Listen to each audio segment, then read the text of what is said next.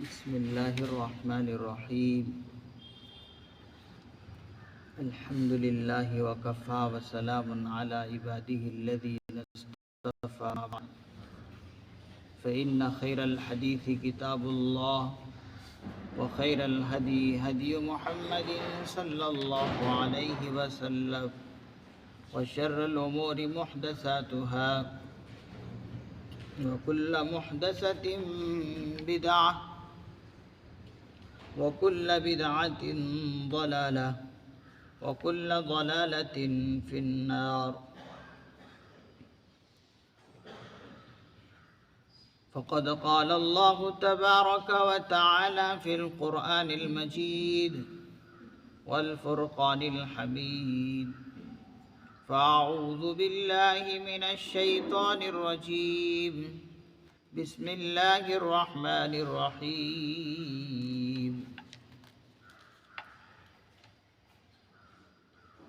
قلنا اهبطوا منها جميعا فإما يأتينكم مني هدى فمن تبع هداي فلا خوف عليهم ولا هم يحزنون. والذين كفروا وكذبوا بآياتنا أولئك أصحاب النار هم فيها خالدون. يا بني إسرائيل اذكروا نعمتي التي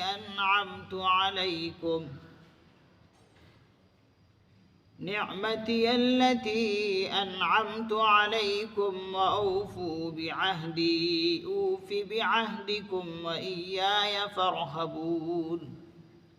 وآمنوا بما أنزلت مصدقا لما معكم ولا تكونوا أول كافر به ولا تشتروا بآياتي ثمنا قليلا وإياي فاتقون. صدق الله العظيم. قلنا اهبطوا منها جميعا.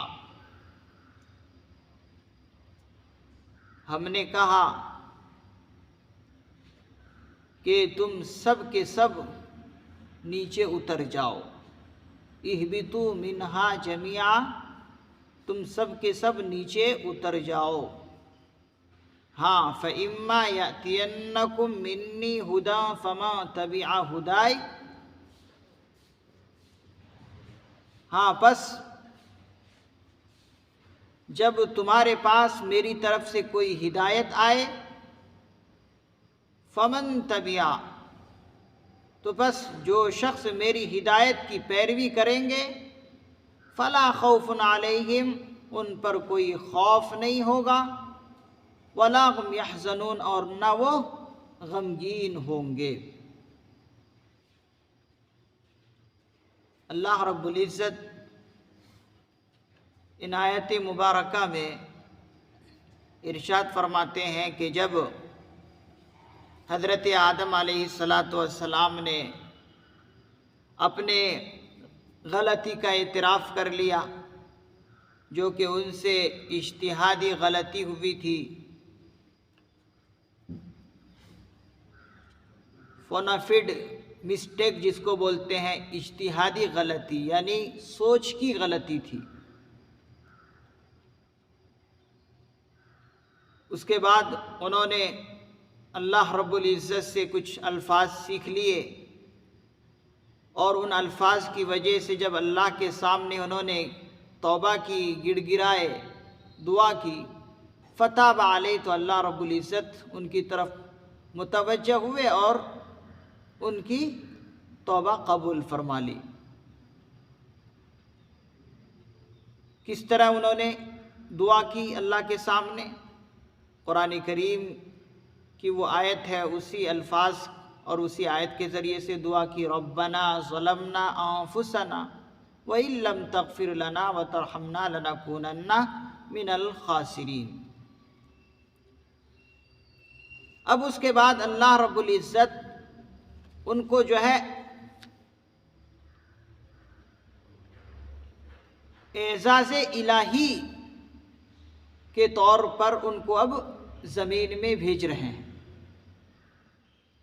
کوئی کہہ سکتا ہے کہ جب ان کی غلطی ہوئی اور انہوں نے توبہ قبول کر لی تو پھر ان کو جو ہے جنت ہی میں رکھ لینا چاہیے تھا اللہ رب العزت کو۔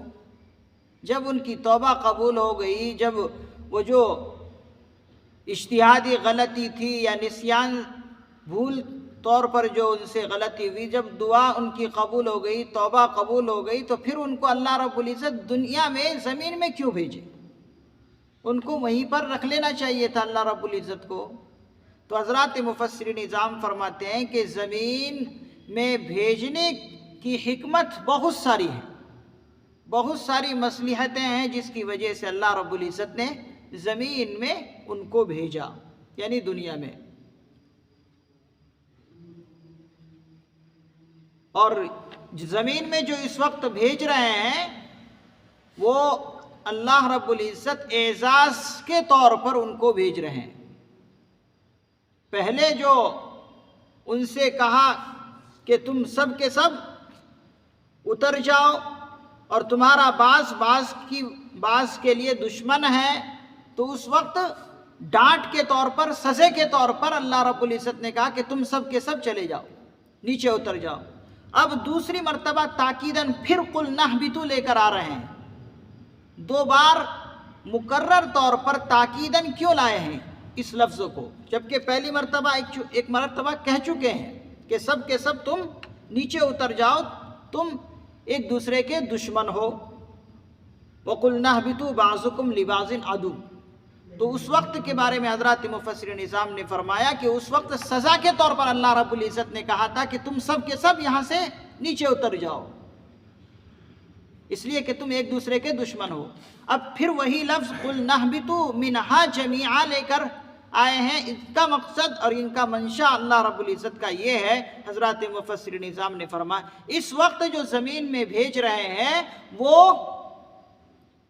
خلافت الہیہ کی وجہ سے بھیج رہے ہیں، اعزازی طور پر بھیج رہے ہیں حضرت آدم کو اور ان کی بیوی کو کہ اب دنیا میں جاؤ اور نیابت خداوندی سنبھالو۔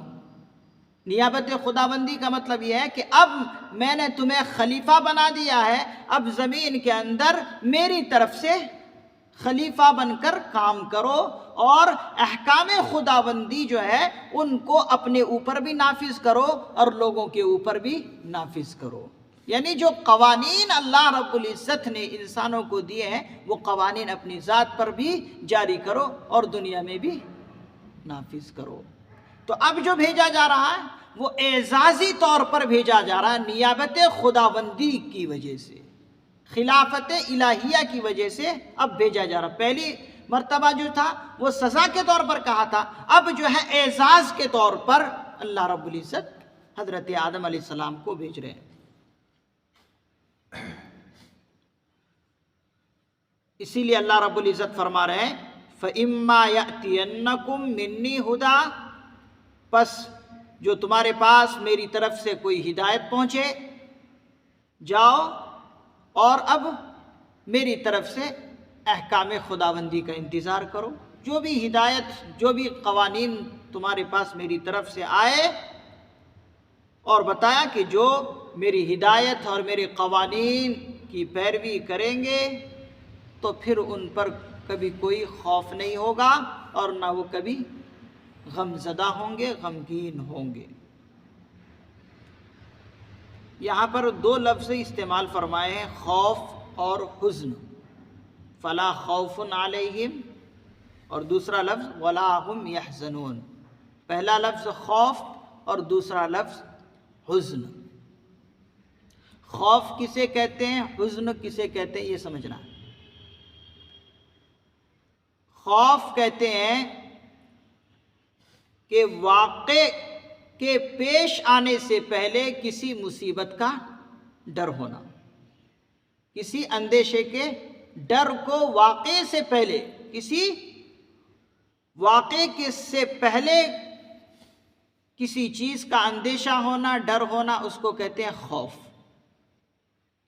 اور حزن کہتے ہیں کسی مقصد کے فوت ہونے کی وجہ سے جو انسان غم زدہ ہوتا ہے اس کو کہتے ہیں حزن۔ خوف کسی مصیبت کے ڈر سے، یعنی ابھی واقعہ وہ پیش نہیں آیا، اس سے اندیشہ ہے، ڈر ہے، اس کو کہتے ہیں خوف۔ اور حزن کہتے ہیں کسی مقصد کے فوت ہونے کے بعد، یعنی کسی مقصد پر کامیابی نہ ہونے کے بعد جو غمزدہ انسان ہوتا ہے، جو غمگین ہوتا ہے، اس کو کہتے ہیں حزن۔ یہاں پر بتایا کہ جو اللہ کے نیک بندے اور اللہ کے ولی ہوتے ہیں، وہ نہ تو ان کو کبھی خوف ہوتا ہے اور نہ وہ کبھی غمزدہ ہوتے ہیں۔ کون؟ ولی اللہ، جو اللہ کے ولی ہوتے ہیں، جو اللہ کے صحیح دوست ہوتے ہیں، ان کو نہ کبھی خوف ہوتا ہے اور نہ کبھی ڈر ہوتا ہے۔ بہت بڑی چیز ہے یہ اللہ کے دوستوں کے لیے۔ یہ کب ہوتا ہے؟ حضرات مفسر نظام نے فرمایا کہ یہ اس وقت ہوتا ہے جب اللہ کا کوئی دوست ساری کی ساری چیزیں اللہ کے حوالے کر دے، کہ اگر کوئی خوشی آئے تو بھی وہ اللہ کے حوالے، کہ اللہ کی طرف سے یہ خوشی آئی، کوئی غم آئے، کوئی غم لاحق ہوا، کوئی پریشانی کسی کو لاحق ہوئی، اور وہ بھی اللہ کی طرف منسوب کر دے کہ اللہ کی طرف سے ہے، تو پھر اس کو کبھی نہ تو خوف ہوتا نہ کبھی غم زدہ وہ لوگ ہوتے ہیں۔ اسی لیے آپ دیکھتے ہیں کہ اللہ کے جو ولی ہوتے ہیں ان کو ان چیزوں سے کوئی مطلب نہیں، غم کو بھی اللہ کی طرف سے سمجھتے ہیں، کوئی خوف بھی، کوئی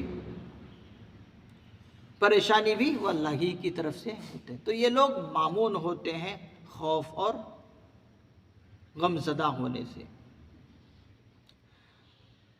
ہاں کوئی یہ نہ سمجھے کہ کیا پھر وہ قیامت کے دن کی ہولناکی سے بھی وہ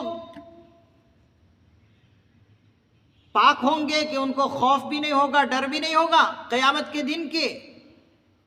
تو حضرات مفسر نظام فرماتے ہیں کہ یہ خوف اور متفکر اور غمزدہ ہونا قیامت کی ہولناکی سے، یہ تو ہر ایک کے ساتھ ہے۔ قیامت کی ہولناکی اس لیے کہ خطرناک ہے، ہر کسی کو ڈر رہتا ہے، اللہ کے نیک بندوں کو بھی ڈر رہتا ہے، پتہ نہیں قیامت کے دن میرے ساتھ کیا معاملہ ہو۔ تو یہاں پر جو خوف اور غمزدہ کی جو نفی کی گئی ہے، یہ دنیاوی خوف اور غمزدہ کی بات ہے، کہ یہ لوگ دنیا میں کسی بھی چیز سے خوف اور غمزدہ نہیں ہوتے، بس ڈر اللہ کا، غم اگر ہے تو قیامت کے ہولناکی کی، آخرت کی فکر کی، انہیں غم ضرور ہے، لیکن دنیاوی غم ان کو کوئی لاحق نہیں ہوتے۔ اسی لیے آقا علیہ الصلوۃ والسلام کے بارے میں آتا ہے کہ آقا علیہ الصلوۃ والسلام ہر وقت جو ہے متفکر رہتے تھے اپنی امت کے بارے میں۔ یہ تو حدیث ہے کہ ہر وقت آقا علیہ الصلوۃ والسلام اپنی امت کے بارے میں فکر مند رہتے تھے کہ میری امت کے ساتھ کیا معاملہ ہوگا، نہ جانے قیامت کے دن کیسا اللہ رب العزت معاملہ کریں گے۔ اس لیے ہر وقت غمزدہ رہتے تھے اور متفکر رہتے تھے کہ کہیں میری امت برباد نہ ہو جائے، کہیں میری امت اللہ کے یہاں پکڑی نہ جائے۔ تو یہ ہولناکی دیکھیے اللہ کے پیغمبر صلی اللہ علیہ وسلم کو بھی ہے، تو یہ مراد یہاں پر نہیں ہے۔ مراد کون سا؟ کہ ہر دنیاوی غم اور ڈر ان اللہ والوں کو نہیں ہوتے۔ اور اسی طریقے سے وہ طبعی ڈر بھی مراد نہیں ہے، جو طبیعت کے اندر کسی چیز کا ڈر، جیسے مثال کے طور پر اب کوئی شیر آ گیا تو اب شیر سے ڈرنا یہ ہر ایک کی فطری چیز ہے، چاہے وہ نبی ہو چاہے وہ عام بندہ ہو، ہر ایک کو یہ فطری ڈر ضرور ہے، تو یہ ڈر بھی مراد نہیں ہے۔ جیسے حضرت موسیٰ علیہ الصلوۃ والسلام کے واقعہ کو لے لیجئے کہ جب اللہ نے ان سے کہا کہ اپنی عصا کو زمین پر ڈالو، تو جو ہی وہ عصا جو ہے سانپ بن گئی تو ڈرنے لگے، کہا کہ پکڑو، تو کیا حضرت موسیٰ علیہ الصلوۃ والسلام ڈرنے لگے۔ تو یہ ایک فطری چیز ہے، یہ مراد یہاں پہ بھی نہیں ہے۔ تو یہ تو ایک فطری چیز ہے، بشری تقاضا ہے کہ ان سے تو ڈرنا ہی ہے، تو اس سے عام بندہ بھی ڈرتا ہے، پیغمبر بھی ڈرتا، تو یہ یہاں مراد نہیں۔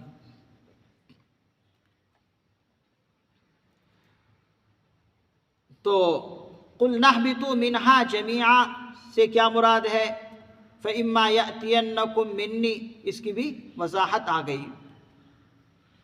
اور یہاں پر ایک بات اور بھی سمجھ لیجئے کہ اللہ رب العزت جب حضرت آدم علیہ السلام کو پہلے ہی جب پیدا کر رہے تھے، اسی وقت پیدا کرنے کی حکمت بتا دیے تھے کہ دیکھو پیدا کرنے کا مقصد یہ ہے فرشتوں کہ جو صلاحیت ان کے اندر ہے وہ تمہارے اندر صلاحیت نہیں ہے۔ پیدا کرنے کا مقصد یہ ہے کہ میں چاہتا ہوں کہ میری طرف سے قائم مقام ہو کر اللہ کی زمین پر خلافت کرے، اجرائے احکام نافذ کرے، خود پر بھی اور لوگوں پر بھی۔ تو پہلے ہی اللہ رب العزت اس مقصد کو بتا چکے ہیں، تو اس لیے اب اعزازی طور پر اللہ رب العزت ان کو زمین میں بھیجے۔ اور یہ جو اللہ رب العزت جنت میں ان کو رکھے تھے، حضرت آدم علیہ السلام کو اور حضرت حوا کو، اس کا ایک مقصد حضرات مفسرین نظام نے فرمایا کہ جنت کے اندر ان کو کیوں رکھے تھے؟ جنت کے اندر رکھے اس لیے تھے اللہ رب العزت یہ بتانے کے لیے کہ دیکھو اے آدم، اس جنت کے اندر کیا کیا نعمتیں ہیں، ان نعمتوں سے تم تجربہ کرو، اور دیکھو کہ اس جنت کے اندر آنے سے کون رکاوٹ بنتا ہے، یعنی اس جنت کے اندر رہنے سے کون رکاوٹ بن رہا ہے، اس سے بھی تم ذرا مشاہدہ کرو کہ دیکھو دنیا میں جاؤ گے اپنے اس جنت کا خیال رکھنا کہ جنت کے اندر یہ نعمتیں تمہیں ملیں گے، لیکن تمہارے ساتھ دشمن لگا ہوا ہے جو کہ شیطان ہے، اس جنت کے اندر داخل ہونے سے وہ رکاوٹ پیدا کرے گا، اس جنت کے اندر داخل ہونے سے تمہیں کل جا کر رکاوٹ پیدا کرے گا۔ اس لیے اللہ رب العزت نے یہ تکوینی واقعات جو ان کے ساتھ پیش آیا، یہ شیطان ان کو بہکایا، یہ جو اس قسم کے تکوینی واقعات ہے، ان واقعات سے گزارا کس لیے؟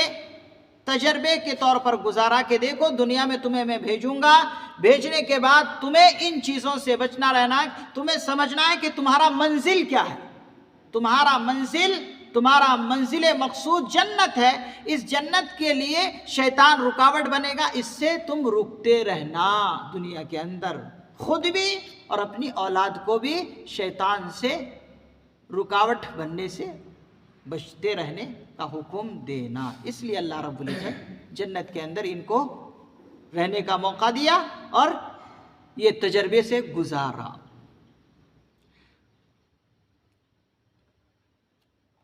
بعض مفسرین نظام نے فرمایا کہ یہ جو اللہ رب العزت نے ان کی توبہ قبول کی اور ان سے جو اجتہادی غلطی ہوئی تھی، جو کہ ایک سوچ کی غلطی تھی، اس سے عیسائیوں نے کچھ غلط عقیدے گھڑ لیے، غلط عقیدے اس طرح عیسائیوں نے گھڑ لیے تھے، اور اللہ نے اس کی وہاں پر تردید بھی فرمائی ان کی توبہ قبول کر کے۔ یہ عیسائی لوگ کیا کہتے ہیں؟ عیسائی لوگ کہتے ہیں کہ جب حضرت آدم علیہ السلام سے یہ غلطی سرزد ہوئی، اجتہادی غلطی کہیے یا بھولنے کی وجہ سے غلطی کہیے، عیسائی لوگ یہ کہا کرتے تھے کہ جب ان سے یعنی ان کے تمام اولاد کی جو باپ ہے حضرت آدم، جب ان سے غلطی ہوئی، ان کی یہ غلطی تمام اولاد کی سرشتے میں فطرت میں غلطی منتقل ہو گئی۔ عیسائی لوگ کیا کہتے ہیں کہ حضرت آدم علیہ السلام سے جو یہ اجتہادی غلطی ہوئی، اس اجتہادی غلطی کی وجہ سے حضرت آدم کی جتنی اولاد ہیں، جو ہم سب اولاد ہیں، ان اولاد میں ان کی شرشت میں ان کی فطرت میں غلطی منتقل ہو گئی، اور منتقل ہونے کی وجہ سے اللہ رب العزت نے نعوذ باللہ حضرت عیسیٰ علیہ السلام کو بھیجا، اور عیسیٰ علیہ السلام کو قربانی کی وجہ سے، تاکہ پوری امت کے گناہ کا کفارہ ہو جائے، اس لیے اللہ نے ان کو جو ہے قربانی کے طور پر بھیجا کہ عیسیٰ علیہ السلام کو میرے راہ میں قربان کرو، تاکہ تمہارے سب گناہ معاف ہو جائے، تمہارے آدم کی ساری اولاد کے گناہ۔ اس طرح سے عیسائی لوگ ایک عقیدہ گھڑتے ہیں۔ اللہ رب العزت نے جب حضرت آدم علیہ السلام کی دعا اور توبہ قبول فرما لی، تو اللہ رب العزت نے بتا دیا کہ جب حضرت آدم علیہ السلام کی توبہ قبول ہو گئی، اور توبہ اللہ نے ان کی قبول کر کے سارے ان کی جو لغزش ہوئی جب معاف کر دیا، تو پھر ان کی اولاد میں غلطی کا سرشتے میں، فطرت میں داخل ہونا یہ کہاں سے ہے؟ بھائی جب معاف توبہ ہو گئی، قبول ہو گئی توبہ، پھر یہ تم کہتے ہو کہ عیسیٰ علیہ السلام کو اللہ نے بیٹے کے طور پر بھیجا اور بیٹے کو قربان کرو تاکہ پورے اولاد آدم کی جو ہے کفارہ ہو جائے اس گناہ کا، یہ کہاں سے تم نے گھڑ لیا؟ جب کسی کی توبہ قبول ہو گئی تو پھر سب چیز ختم۔ اب یہ تمہارا یہ کہنا کہ عیسیٰ علیہ السلام کو بھیجا اللہ رب العزت نے بیٹے کے طور پر کہ تم ان کو قربان کرو، یہ سب کے سب غلط عقیدے ہیں۔ اور اس لیے بھی غلط عقیدے ہیں، یہ سمجھنے کی بات ہے کہ جب کوئی انسان گناہ کرے تو اس گناہ کا بوجھ اس کی اولاد پر کیوں ہو؟ بھائی ہم ان کی اولاد ہیں، اب کرے حضرت آدم علیہ السلام کوئی غلطی اجتہادی، اور ان کی اجتہادی غلطی ہمارے اوپر اس کا بوجھ ہو، یہ تو ہو نہیں سکتا۔ اور اللہ کا قانون ہے کہ کسی کا بوجھ کسی کے اوپر لادا نہیں جاتا۔ کل قیامت کے دن بھی ایسے ہوگا کہ جو گناہ جو لوگ کیے ہیں اس کو سزا اسی کو ملے گی، کسی دوسرے کے اوپر اس کا بوجھ کیوں لا دیں گے؟ تو اس طرح سے بھی اللہ رب العزت نے ان عیسائیوں کی یہاں پر اس عقیدے کی تردید فرمائی۔ وَالَّذِينَ كَفَرُوا وَكَذَّبُوا بِآيَاتِنَا أُولَئِكَ أَصْحَابُ النَّارِ۔ اب یہاں پر اللہ رب العزت کافروں کا ذکر کر رہے ہیں کہ وہ لوگ جنہوں نے کفر اختیار کیا، وَكَذَّبُوا بِآيَاتِنَا، اور ہماری آیتوں کو جھٹلاتے ہیں، اولئک اصحاب النار، یہی لوگ دوزخ والے ہیں، ہم فیہا خالدون، جس میں وہ ہمیشہ ہمیشہ رہیں گے۔ کافروں کے بارے میں، مشرکوں کے بارے میں اللہ رب العزت فرما رہے ہیں کہ یہ جو اللہ کے منکر ہیں، اللہ کے دشمن ہیں، اور قرآن کریم کو یہ جھٹلاتے ہیں، قرآن کریم کو کلام اللہ نہیں سمجھتے بلکہ اس کی تکذیب کرتے ہیں، یہ لوگ ہمیشہ دوزخ میں رہیں گے، یہ لوگ ہی دوزخ والے ہیں، ہم فیہا خالدون۔ اب جب یہ دوزخ میں پہنچ جائیں گے تو پھر یہاں سے کبھی یہ نہیں نکلیں گے، ان کا ہمیشہ ہمیشہ کا ٹھکانہ جو ہے دوزخ ہے، برخلاف ایمان والوں کے۔ جو مومن ہوں گے، جو اللہ کو مانتے ہیں، اللہ کے احکام کو مانتے ہیں، احکام خداوندی پر عمل کرتے ہیں، یہ لوگ اگر کچھ گناہوں کی وجہ سے دوزخ میں چلے بھی گئے تو دوزخ سے ضرور نکالے جائیں گے۔ کیوں؟ اس لیے کہ ایمان جو شرط ہے جنت کے اندر داخلے کا، وہ ان کے اندر ایمان ہے۔ تو یہاں پر کافروں کا ذکر کیا کہ جو لوگ کافر ہیں یہ ہمیشہ ہمیشہ جہنم میں ہی رہیں گے۔ اگلی آیت میں اللہ رب العزت پھر جو ہے بنی اسرائیل کا ذکر کریں گے، یہاں سے لے کر فرماتے ہیں کہ 143 آیت تک جو ہے اللہ رب العزت بنی اسرائیل کا ذکر کریں گے، جن پر اللہ رب العزت نے بے شمار نعمتیں عطا کی تھی۔ بنی اسرائیل جو قوم گزری ہے ان پر بے شمار نعمتیں اللہ نے نازل کی تھی، ان نعمتوں کا ذکر کریں گے، اور بنی اسرائیل کا ذکر اگلی آیت سے 143 آیت تک اس کا ذکر چلے گا۔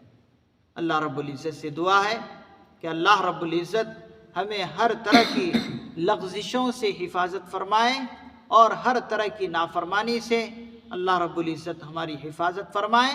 جو اللہ رب العزت نے احکامات دیے ہیں ان احکامات کو ہم اپنے اوپر جاری اور ساری کرنے کی اللہ ہمیں توفیق نصیب فرمائے۔